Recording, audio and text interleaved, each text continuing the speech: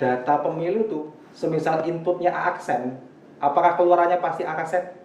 Kalau teman pemilih mengikuti itu beberapa waktu yang lalu di tahun 2024 ini, tahun kemarin itu ada penghapusan ambang batas untuk pencalonan presiden dan wakil presiden. Regulasi pemilu hari ini menurut Ibu itu sudah berasaskan imparsialitas dan proporsionalitas untuk penyelenggara dan peserta, Bu?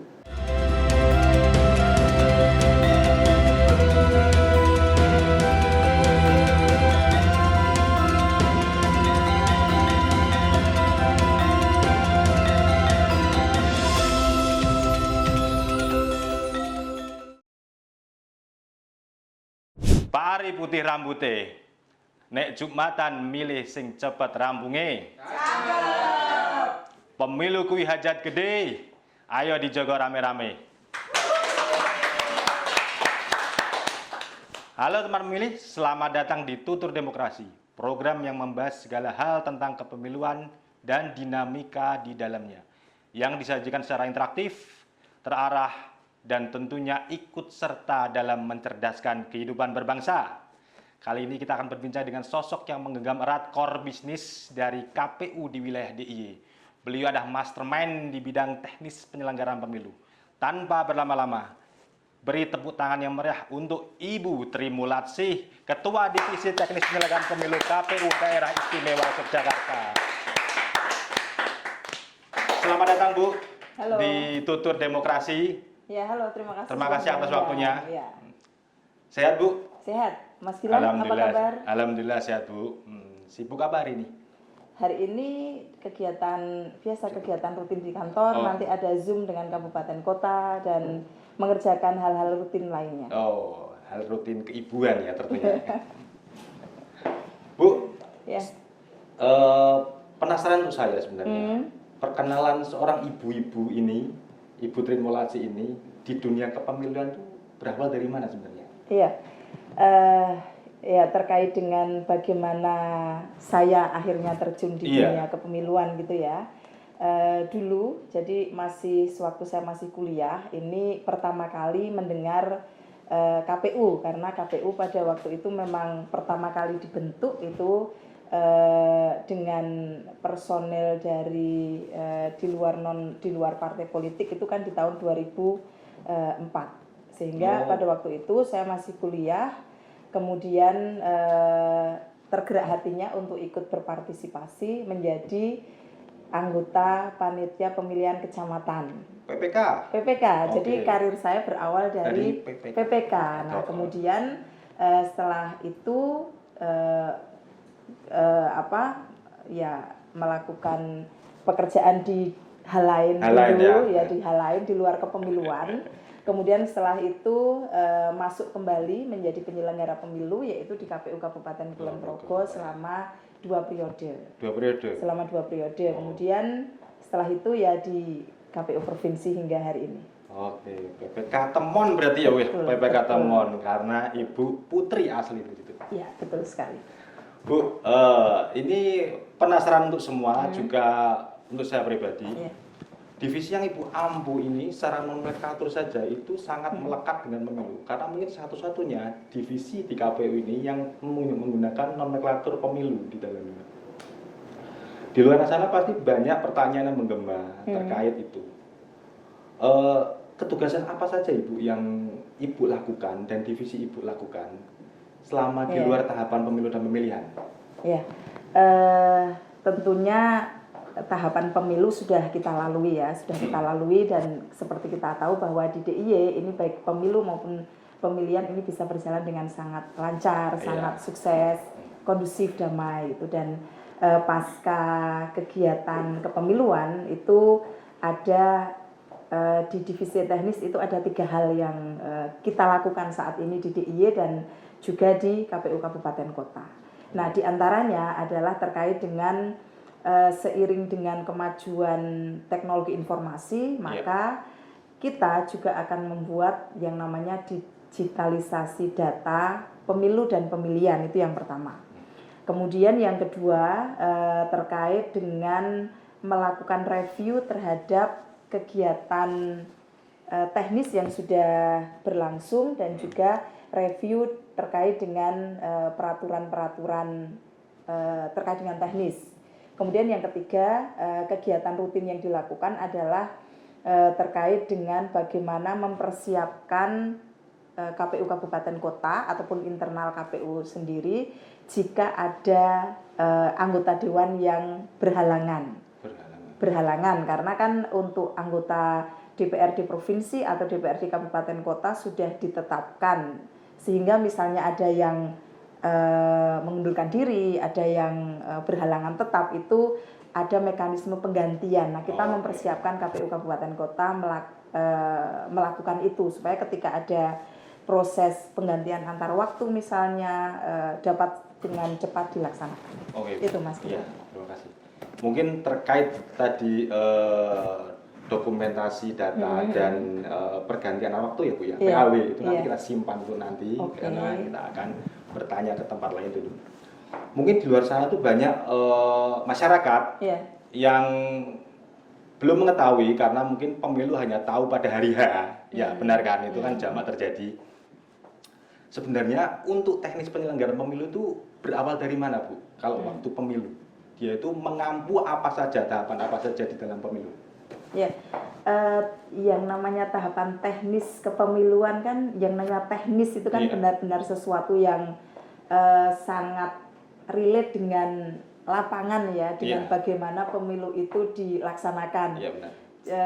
Sehingga kalau kita berbicara tahapan apa yang dilakukan, tidak hanya datang ke TPS tadi yang disampaikan Mas Gilang, yang namanya pemilu kan tidak hanya datang ke TPS, termasuk yang diampu oleh divisi teknis itu mempersiapkan segala sesuatunya sampai di hari H itu sendiri. Misalnya bagaimana melakukan verifikasi partai politik mana saja yang memang berhak mengikuti pemilu, itu juga menjadi ketugasan divisi teknis. Kemudian hal lain, bagaimana dari partai politik itu melakukan pendaftaran, utamanya caleg-calegnya ya, caleg-calegnya itu melakukan pendaftaran ke KPU, itu juga menjadi bagian dari ketugasan divisi teknis. Kemudian setelah mereka ditetapkan menjadi calon, itu ada kewajiban yang harus mereka lakukan. Mereka kan melakukan kegiatan kampanye, Mas Gilang. Mereka melakukan kegiatan kampanye, maka kewajiban mereka itu adalah melaporkan laporan dana kampanye.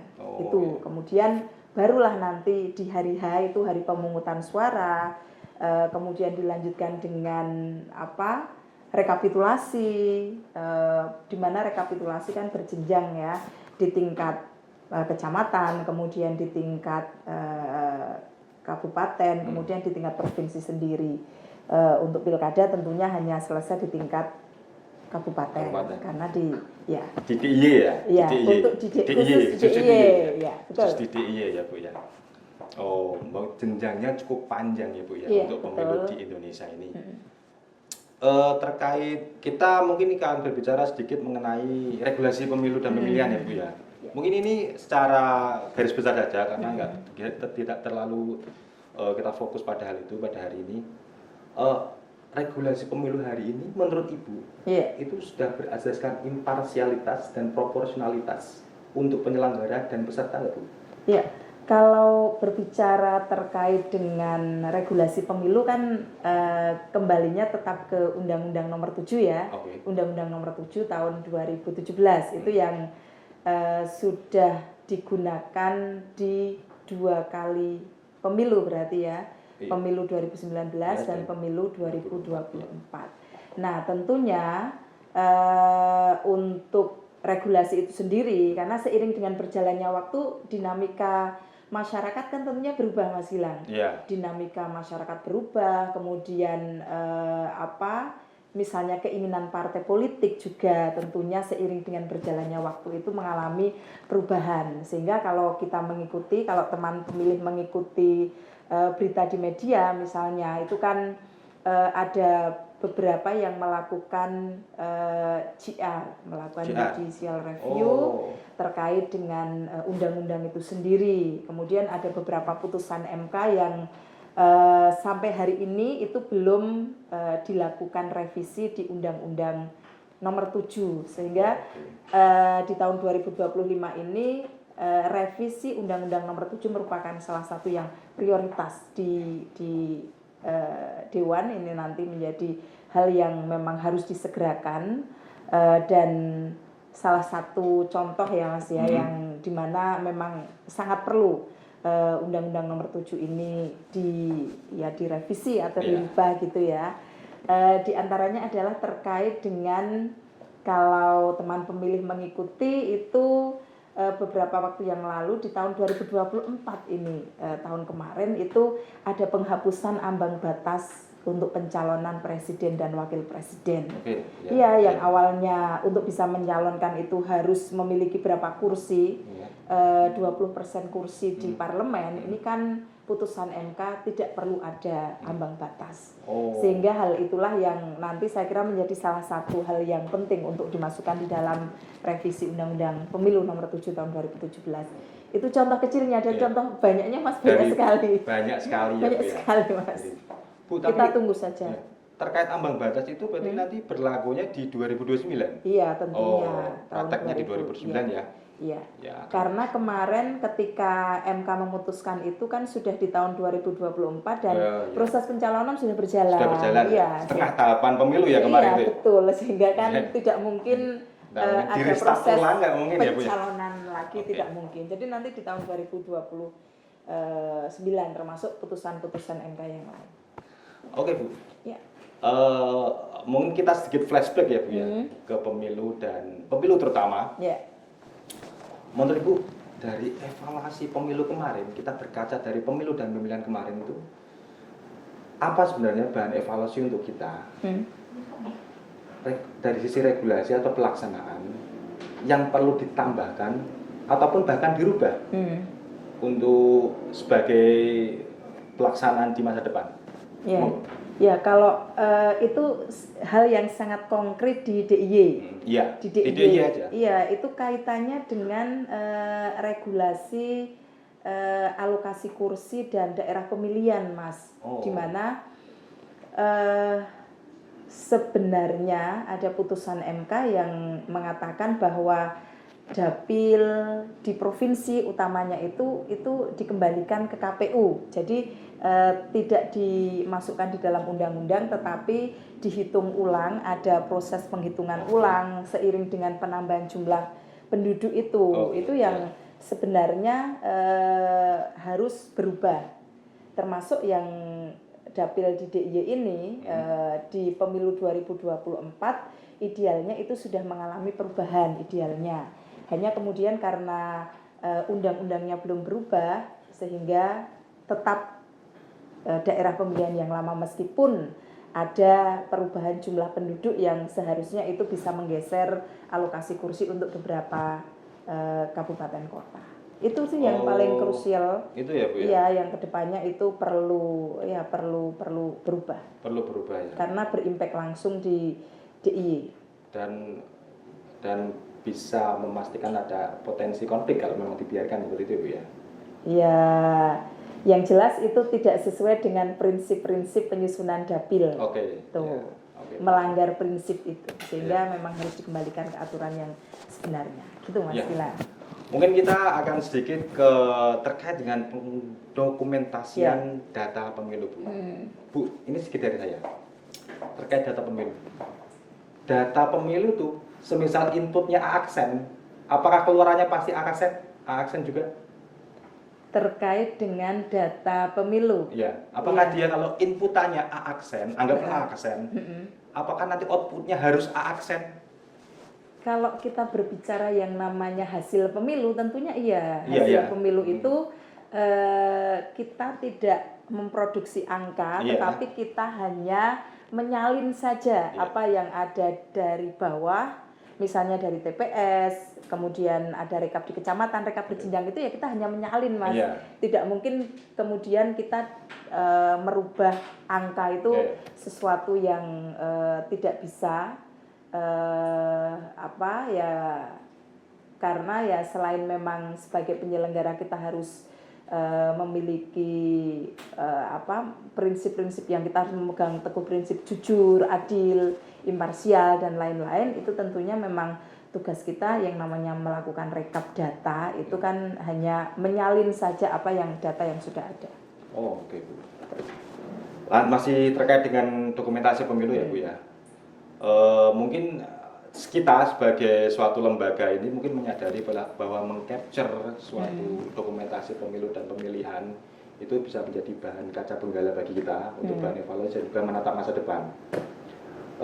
Seberapa pentingkah Bu sebenarnya dokumentasi pemilu hari ini dengan pemilihan dan prosesnya seperti apa sebenarnya dokumentasi pemilu dan pemilihan itu? Ya, yang namanya di era kalau orang bilang revolusi industri 4.0 gitu ya. Ini kan sudah semuanya harus digital, tidak hanya digital saja tapi harus saling terkoneksi gitu ya. Sehingga tentunya apa yang kita lakukan di DIY ini merupakan hal yang sangat penting dalam upaya menyelamatkan yang namanya hasil pemilu kan itu dalam bentuk hard copy ya biasanya, dalam bentuk hard copy, sehingga itu harus kita digitalisasikan dalam bentuk soft copy. Dalam bentuk soft copy, kemudian tentunya jika ada pihak-pihak yang memerlukan data itu, baik itu internal atau eksternal, itu tentunya dengan bentuk soft itu lebih mudah dalam melakukan akses.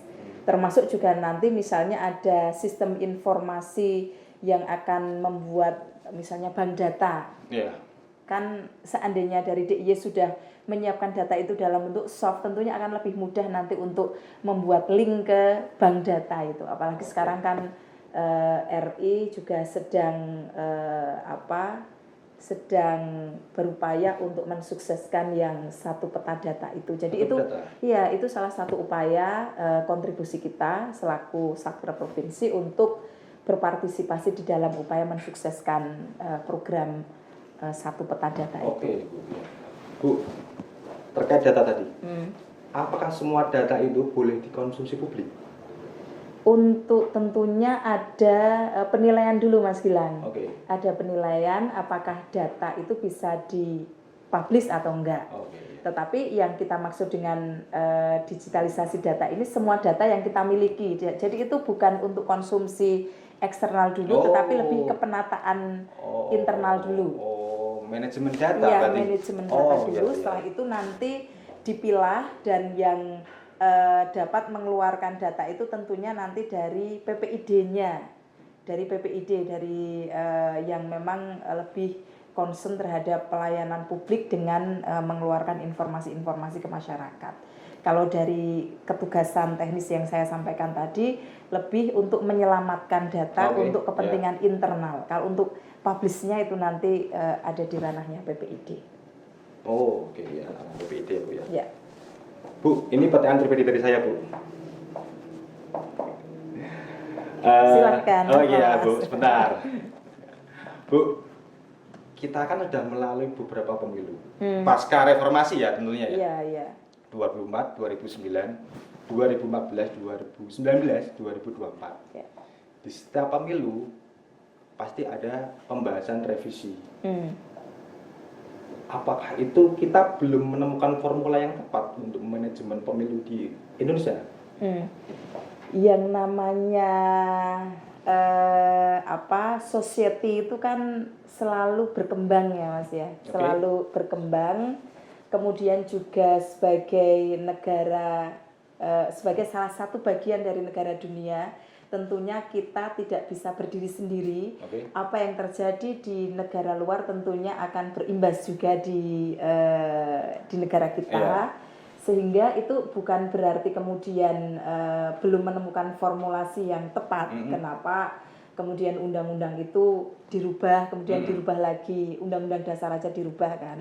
Itu karena memang selalu perkembangannya itu sangat dinamis. Perkembangannya itu sangat dinamis, dari manusianya juga dinamis, dari lingkungannya juga dinamis, semuanya dinamis, sehingga aturan-aturan yang ada itu kan digunakan untuk mengatur sesuatu yang dinamis itu tadi, sehingga tentunya tuntutan dari regulasi itu sendirilah yang memang harus disesuaikan. Bisa jadi misalnya ini sudah ada revisi undang-undang atau revisi peraturan, kemudian diimplementasikan, itu pastinya nanti ada catatan lagi, kemudian nanti bisa dilakukan penyesuaian lagi seperti itu. Oh gitu. Jadi karena dinamis ya Bu ya. betul, iya. Termasuk ambang batas tadi ya, Iya, yang berubah akhirnya ya. iya, nanti Betul. setelah itu diaplikasikan, nanti dilihat kembali, kemudian ketika memang ada tuntutan atau ada perkembangan lain yang dinamis itu tentunya nanti menyesuaikan lagi. Oke Bu ya. Cukup menarik sebenarnya perubahan-perubahan yang ada di regulasi pemilu kita, terutama di teknis pemiluan yang diampu oleh ibu saya ini yang sering ngajak makan-makan di bidang ini. Selanjutnya Bu, Ya. untuk mengenai proses pergantian antar waktu sebenarnya itu kan suatu proses Ya. yang melibatkan stakeholder di luar KPU. Betul. Ya, betul, itu betul. bagaimana prosesnya? Karena mungkin banyak di masyarakat menggaung mungkin ini sebagaimana prosesnya sebenarnya. Alurnya itu seperti apa? Request dari mana dia itu datangnya? Terkait dengan penggantian antara waktu, kita selaku KPU ini sifatnya pasif ya, pasif. Ya. Artinya ketika ada permintaan, Ya. ketika ada permintaan dari dalam hal ini adalah dari sekretaris dewan. Sekwan. Sekwan. Oke. Sekwan, kalau ada permintaan PAW dari Sekwan, baru kemudian dari pimpinan DPRD ya maksudnya, Iya. dari pimpinan DPRD ada permintaan, itu baru nanti kita melakukan proses-proses PAW. Nah, kenapa hal ini menjadi salah satu hal yang penting? Karena ini adalah sebagai antisipasi saja ketika memang ada proses PAW, maka kabupaten kota bisa segera tahu apa yang harus mereka lakukan. Di antaranya misalnya ketika ada proses PAW dari kabupaten kota, ini harus tahu calon penggantinya itu yang seperti apa. Nah, itu harus dilihat kembali ke dokumen hasil rekap namanya, hasil rekap atau SK penetapan calon, itu dilihat bahwa yang akan menggantikan anggota dewan yang berhalangan di sini misalnya ada yang mengundurkan diri, ada yang meninggal, ada yang misalnya diberhentikan, itu adalah diambil dari calon yang perolehan suara sahnya itu di bawah dari Satu tingkat di bawah. Iya, satu tingkat di bawahnya dari anggota dewan yang berhalangan itu tadi. Yang intinya itu sih Mas yang harus diperhatikan dan dipastikan juga bahwa calon penggantinya ini juga aman. Artinya yang bersangkutan juga memang bisa menjadi pengganti, tidak misalnya kemudian menjadi terpidana, itu tidak boleh. Atau misalnya yang bersangkutan sudah memiliki pekerjaan lain, misalnya menjadi ASN, itu hal-hal itu yang perlu diperhatikan oleh kawan-kawan di kabupaten kota supaya di dalam melakukan proses PAW ini lancar, aman, dan nama yang disodorkan ke pimpinan dewan pun juga nama yang memang sesuai dengan regulasi. Oke Bu.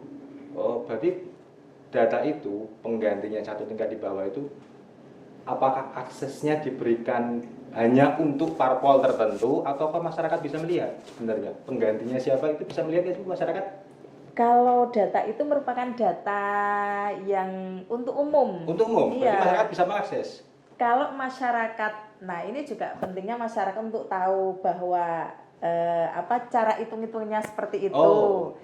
Kalau data atau dokumen itu merupakan dokumen yang diupload dan itu bisa diakses bebas oleh masyarakat karena ada di website. Hanya mungkin masyarakat tidak semua masyarakat tahu bahwa penggantinya itu adalah yang memperoleh peringkat suara sah di bawahnya. Nah, itu sekalian dengan podcast ini tentunya dari masyarakat teman pemilih terinformasikan kan bahwa ketika di suatu kabupaten kota ada yang berhalangan, berarti penggantinya adalah dari partai itu, kemudian dari dapil itu dan nomor urut atau peringkat suara sah di bawahnya. Gitu ya. Berarti kalau data khusus itu yang terkait jumlah surat suaranya, jumlah suaranya itu bisa diakses berarti ya? Sangat bisa, itu dipublish untuk Dipublish ya, umum di itu website. data untuk umum Iya. berarti. Bu, dari segala yang Ibu raih sampai hari ini, adakah dari pengabdian Ibu ya di KPU Iya, ya? iya, iya. Adakah yang masih ingin Ibu raih di KPU? Oh ya, pertanyaan yang berat ya ini ya. Pertanyaan berat ya tentunya karena ibaratnya saya dari kuliah ya Mas ya, dari kuliah itu kan sudah terjun menjadi penyelenggara pemilu Di Temon ya? Iya, di Temon, kemudian di Kulon Progo dan di DIY sampai Oh, hari iya. ini. Tentunya dunia kepemiluan sudah sangat dekat dengan Iya. saya, sehingga ketika ya tentunya di saya tentunya nanti tetap ingin berkontribusi di dalam dunia demokrasi di Indonesia apapun Oke. bentuknya, tidak harus menjadi penyelenggara, Apa tetapi jadinya Bu? Kalau nggak jadi penyelenggara coba. ya untuk saat ini menjadi penyelenggara Iya. karena masih saya harus masih menyelesaikan tugas di DIY di mana Oh, iya. ini kan masih satu periode, kemudian nanti tentu ada periode kedua. Wah, amin. Itu yang fokus saya itu dulu Mas. Jadi Oke, fokus yang sekarang ini ya, fokus Mas? yang sekarang itu dulu. Untuk Oke. yang lain kita ikuti saja nanti sambil berjalannya waktu. Oke. Ya, terima kasih ya Bu atas waktunya sebelumnya. Sama-sama, senang sekali bisa hadir di podcast KPU DIY ini ya. Tutur demokrasi Bu. Oh, iya, bukan iya. tutur tinular. Oke.